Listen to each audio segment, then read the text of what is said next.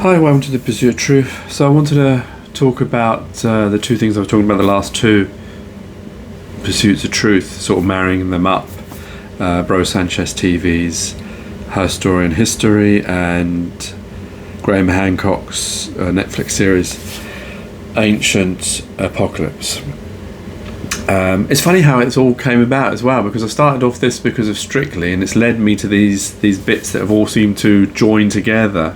You know, looking at origin stories, then Lost Civilizations, and they all, and you know, the ideas that Bro Sanchez mentioned in his, and they do seem to marry up, because Graham Hancock is talking about a civilization that occurred pre what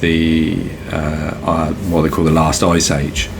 I think it's 11,500 BC, somewhere around there, and suggesting there was a civilization before then that was that was civilized, I guess, because the civilization, according to scholars and historians, starts at around 3,000 to 4,000 BC. So he's suggesting that they were civilized before then. They weren't like ape men, like Darwin's theory that most people just buy into without even thinking. And there's no reason not to, because he's given lots of examples. The only problem is there wasn't much in the series, the 8-part series I finished.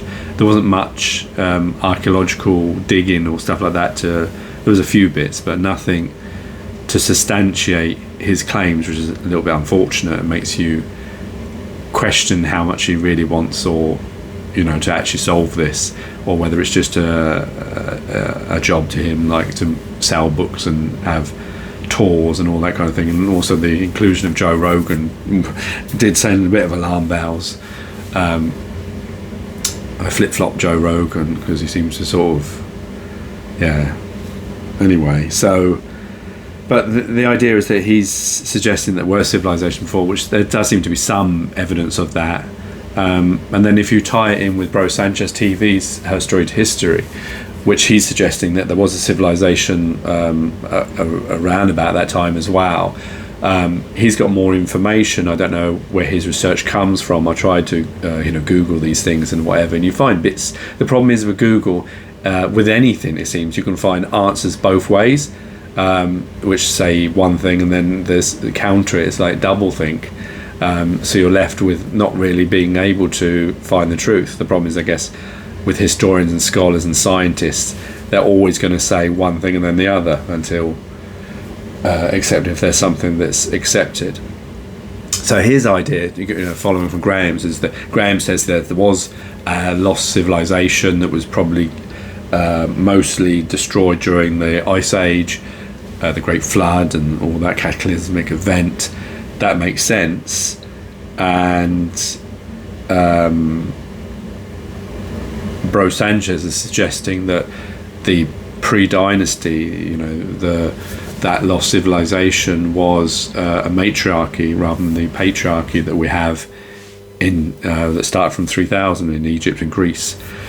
And maybe that would also explain why historians and scholars are reluctant to, believe Graham Hancock's evidence of that there was a lost civilization, because most historians and scholars are men, and it's possible that people found evidence before and destroyed it. We all know that that's happened a lot with the conquistadors and with the Americas, where they destroyed a lot of the indigenous things. And I'm sure even the British, when they invaded different countries, destroyed lots of things because they wanted to hide these things.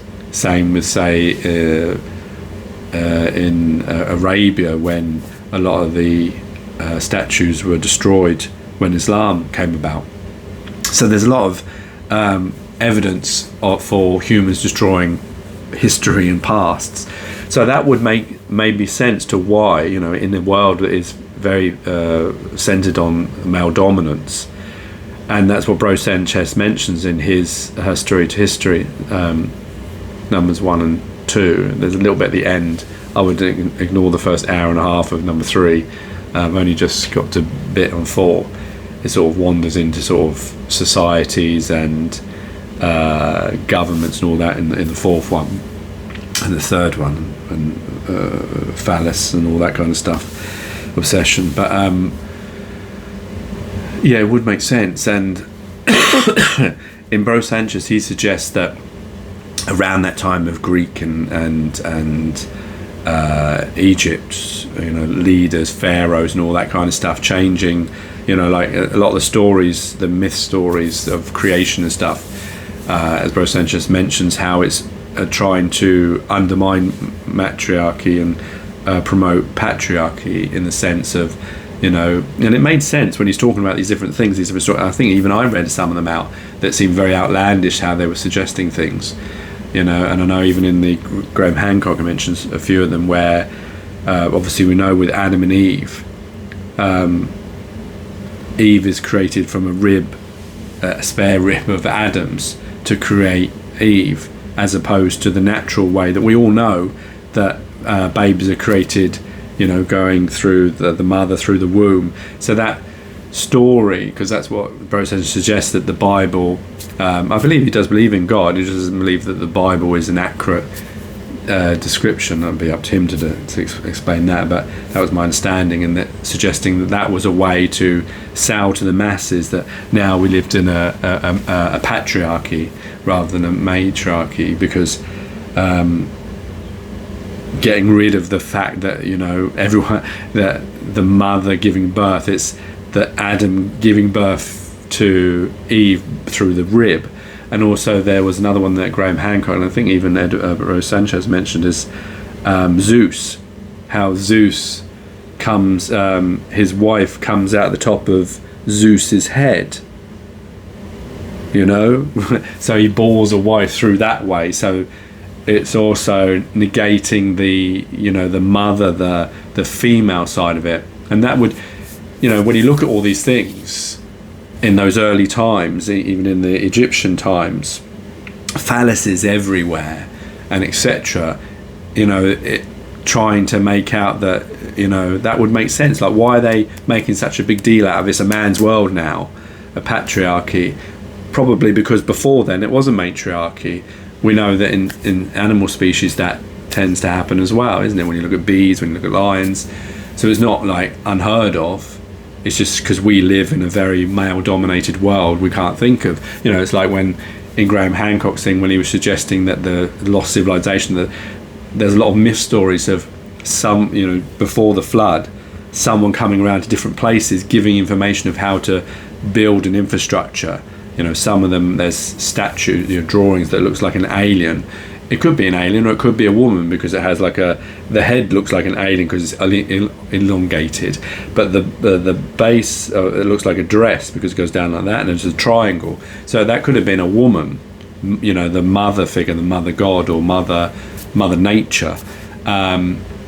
But he, when they do a flashback to show that person, they show it as a man, because we live in a very male-orientated world. We only think that only men could, do these things, whereas that's, in nature, definitely not proven. And men and women are exactly the same. Yeah, there are some differences, but a lot of it is to do with mindset and how you bring up your children to the outcome of that. So it would make sense why in these myth stories that were created around the Egyptian era, 3000, and the Jesus story, and not Jesus, Adam and Eve, Genesis story, to try and deviate, to make future people realise that it's a male, world, and that's, like Bro Sanchez goes off into secret societies and Masons and all that kind of stuff. So it is interesting. It sort of marries the two up, Hancock and Bro Sanchez, suggesting that there is a lost civilization. Possibly the lost civilization was a matriarchy, that women were in charge, and that at that time we were gatherers, not hunter-gatherers. There is evidence to show that, you can find it both ways actually, evidence to show that originally we were just gatherers, and then evidence that we were hunter-gatherers. I don't know, I seem like the assertion that even Graham Hancock mentioned, that that we didn't, there's no evidence of tools, I guess, to doing farming and agriculture, but maybe we didn't need it because there was a tree with apples on it, or there was plants and berries and bits you could just go and eat, and there was no need to do agriculture. You just moved along to those different bits. Of course, there would be no evidence to show that, because the tree would regrow again, or the bush or whatever. And it seems a lot easier than going around killing animals, which would have taken a lot more effort, rather than just going to pick something off a tree, especially when there's lots of vegetation around. It seems more natural that would be the most obvious thing that we would start with, not that we would start hunting animals just because 2001 shows it, or this idea of the cavemen with his big Flintstone club. So yeah, what was I going to say about that? So that marries those two up to suggest that it was, and that in the matriarchy, the assertion that Bro Sanchez makes, I can't find any evidence really for this, is that the animal, well, there are a little bit either way. I can find a little bit, but nothing conclusive, suggesting that maybe animals also were herbivores.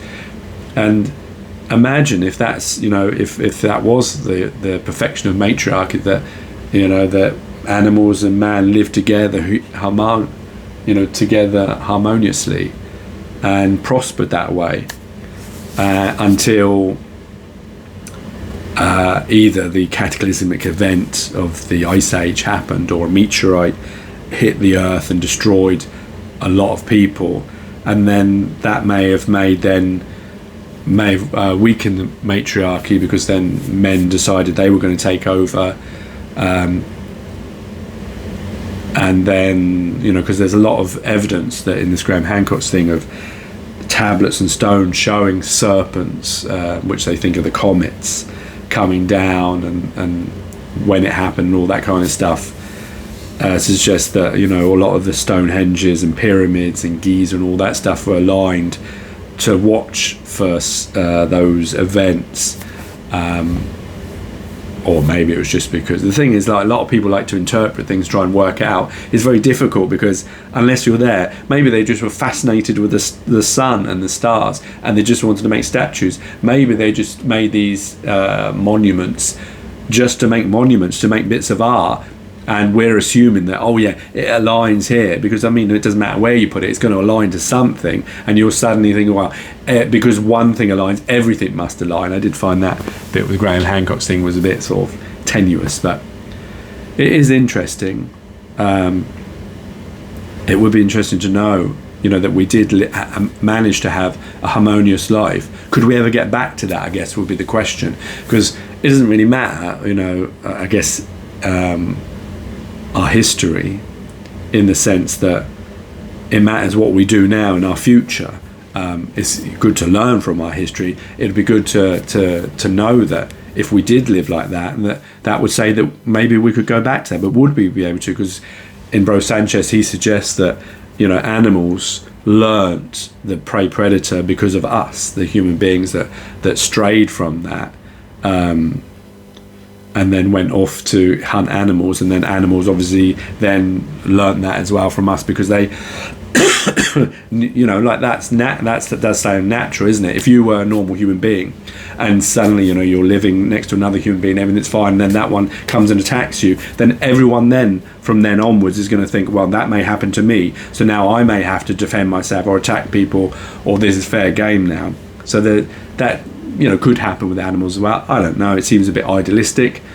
I guess it's more to do with the vegan side of things, to do with not eating meat, and a lot of people do say that our stomachs are not meant for eating meat, but it's interesting anyway. But what would be more interesting is what we do with the future, and how we could live together with human beings and animals living harmoniously for the best existence for all of us on this place that we found ourselves upon. That, to be honest, to be truthfully honest, we're all trying to scrabble through bits of dirt to find the answer. We're all historians, we're all